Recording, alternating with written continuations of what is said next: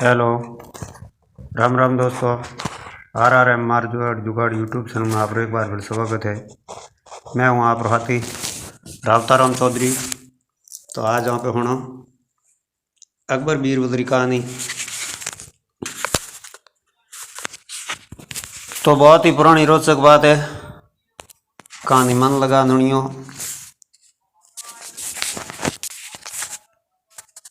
और तो कहानी को इस प्रकार है कि बीरबल एक ईमानदार तथा धर्मप्रिय व्यक्ति था। वह प्रतिदिन ईश्वर की आराधना बिना नागा किया करता था। इससे उसे नैतिक और मानसिक बल प्राप्त होता था। वह अक्सर कहा करता था कि ईश्वर जो भी करता है मनुष्य के भले के लिए ही करता है।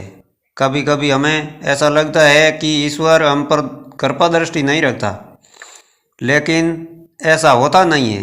कभी कभी तो उसके वरदान को भी लोग श्राप समझ की भूल कर बैठते। वह हमको थोड़ी पीड़ा इसलिए देता है ताकि बड़ी पीड़ा से बच सके। तो एक दरबार को बीरबल की ऐसी बातें पसंद नहीं आती थी। एक दिन वह दरबार में बीरबल को संबोधित करता हुआ बोला, देखो ईश्वर ने मेरे साथ क्या किया है। कल शाम को मैं जानवरों के लिए चारा काट रहा था तो अचानक मेरी छोटी अंगुली कट गई। क्या अब भी तुम यही कहोगे कि ईश्वर ने मेरे लिए ये अच्छा किया है? कुछ देर चुप रहने के बाद बोला कि बीरबल, मेरा अब यही विश्वास है, क्योंकि ईश्वर जो भी करता है मनुष्य के भले के लिए ही करता है। यह सुनकर वह दरबारी नाराज हो गया कि मेरी तो अंगुली कट गई और बीरबल को इसमें भी अच्छाई नजर आ रही है। मेरी पीड़ा तो जैसे कुछ भी नहीं।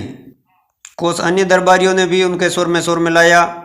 तभी बीच में हस्तक्षेप करते हुए बादशाह अकबर बोले कि बीरबल, हम भी अल्लाह पर भरोसा रखते हैं, लेकिन यहाँ तुम्हारी बात से सहमत नहीं है। इस दरबारी के मामले में ऐसी कोई बात नहीं दिखाई देती जिसके लिए उसकी तारीफ की जाए।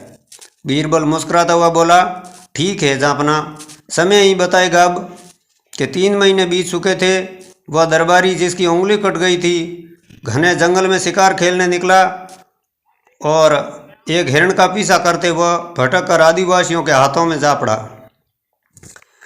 वे आदिवासी अपने देवता को प्रसन्न करने के लिए मानव की बलि में विश्वास रखते थे, अतः वे उस दरबारी को पकड़कर मंदिर में ले गए बलि चढ़ाने के लिए। लेकिन जब पुजारी को उसके शरीर का निरीक्षण किया तो एक हाथ की अंगुली कम पाई।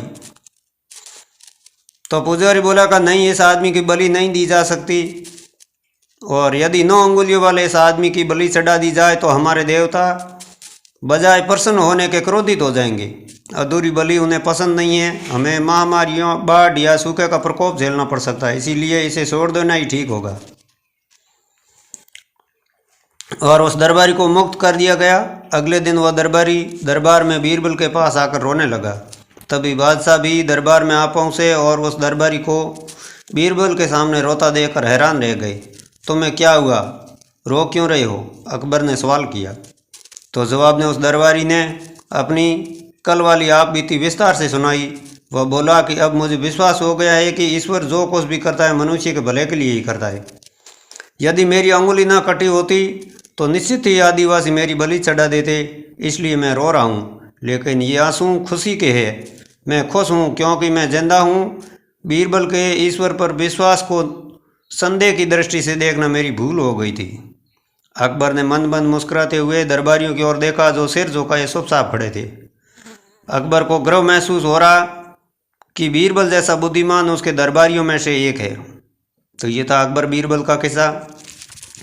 आपको कैसा लगा मुझे लाइक कमेंट करके ज़रूर बताना। अगर मेरे चैनल पर नया है तो मेरे चैनल की सदस्यता लेकर घंटी का बटन अवश्य दबा देना। तो मिलेंगे एक नए वीडियो में, तब तक आप बने रहिए मेरे चैनल पर। राम राम, नमस्कार, खमागणी, जय श्री कृष्णा, जय भारत।